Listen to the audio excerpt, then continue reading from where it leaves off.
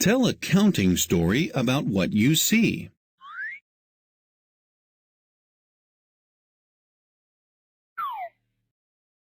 Here is a story. There are some worms popping up from the ground. You can count to see how many worms there are. Before you count, can you think of a way to make sure you do not leave one out? One way is to touch each worm as you count. You can also mark each worm as you count. You can use an arrow to mark each worm. Let's count together to see how many worms there are. 1, 2, 3. Now you can finish the counting story. How many worms are there? There are 3 worms popping up from the ground. How can you find out how many counters there are? You can count the counters. Does it matter which counter you count first?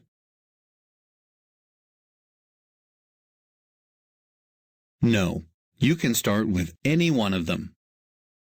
Let's start with this one. 1, 2, 3.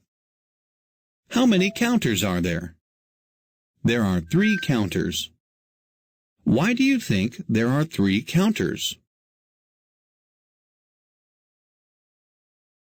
There are 3 counters to show 3 worms. How many sections are there in the box? Let's count to find out.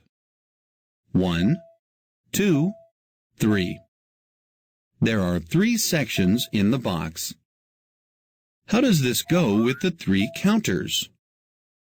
Both the counters and the box show 3. Look, there is 1 counter for each section of the box. What else does this picture go with?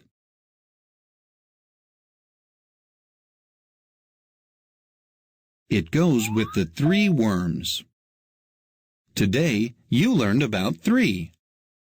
You saw 3 worms. You saw 3 counters.